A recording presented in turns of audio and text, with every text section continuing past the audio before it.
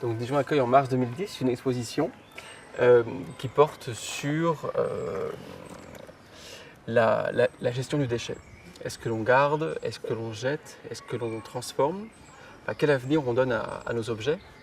Et il a été un peu fait appel aux différents services de la ville pour voir dans quelle mesure on pouvait décliner ce thème par rapport à notre quotidien, à nos différentes missions.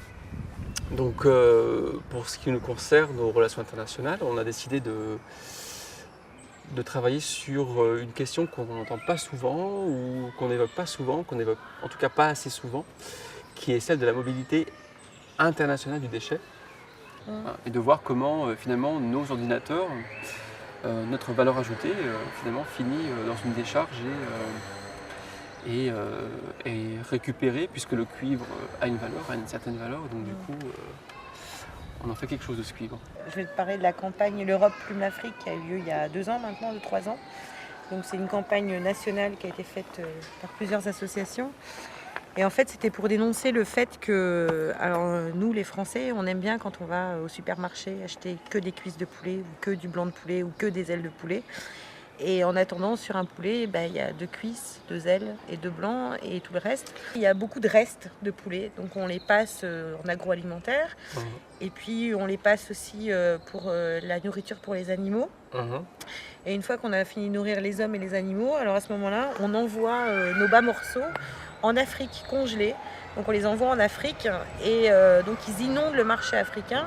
Alors le problème, c'est que c'est pas forcément des morceaux nobles. Donc c'est pas forcément une viande de bonne qualité. Le problème aussi, c'est que c'est des produits qui arrivent congelés, mais en Afrique, il n'y a pas des congélateurs dans tous les villages. Et puis surtout, ils sont vendus tellement à bas prix, puisqu'ils ont déjà eu leur cycle de vie économique, on va dire, en France. Ils sont tellement vendus à bas prix là-bas que les gens les achètent.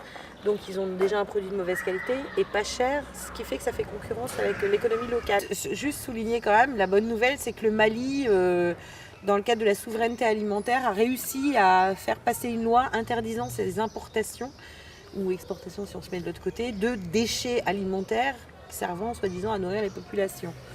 Donc ils ont réussi à arrêter ces importations pour redynamiser l'élevage de poulets locaux.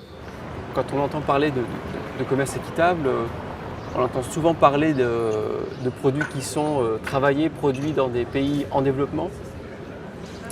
Et on est plusieurs à penser que le commerce équitable peut se faire aussi autour de nous, dans notre quotidien, dans nos régions, dans notre ville, aux alentours de notre ville. Et du coup, travailler avec des producteurs locaux, travailler avec des AMAP, comme on en parle de plus en plus. À Dijon, il y en a combien? Il y en a 3. Il y a 3 AMAP, il y en a une qui va se monter.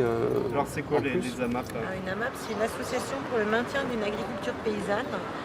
Donc c'est des gens, des consommateurs, on va dire, qui s'engagent à acheter la production agricole, enfin une partie de la production agricole d'un maraîcher local ou d'un producteur local. Donc ça va être par exemple s'engager à acheter chaque semaine pour 10 € de légumes, par exemple. Moi, c'est ce que je fais. Donc je paye en avance et toutes les semaines j'ai un panier de légumes bio d'une valeur de 10 €. Voilà, et je me suis engagée à consommer ces légumes toute l'année. Est-ce que vous achetez de Dijonnais?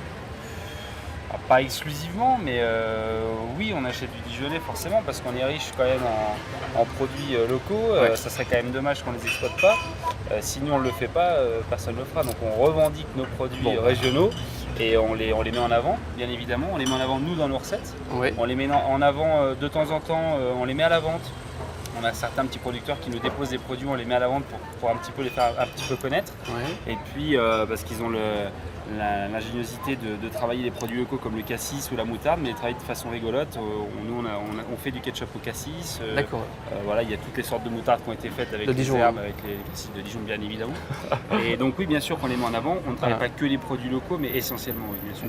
Tout ce qui est escargot, moutarde, pain d'épices, forcément on les achète ici chez les producteurs locaux. Le pain d'épices, c'est une spécialité aussi dijonnaise? Tout à fait.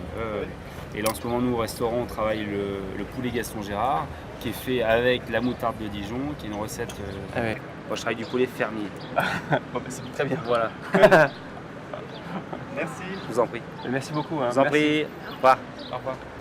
Plus que le respect, on pourrait plutôt parler d'éthique et de durabilité, de soutenabilité, dans la mesure où, pour revenir au commerce équitable, on va de plus en plus préférer le terme de commerce éthique et durable, qui va du coup englober aussi bien le commerce avec les pays en développement, le commerce respectueux des droits de l'homme, qu'un commerce local et de proximité.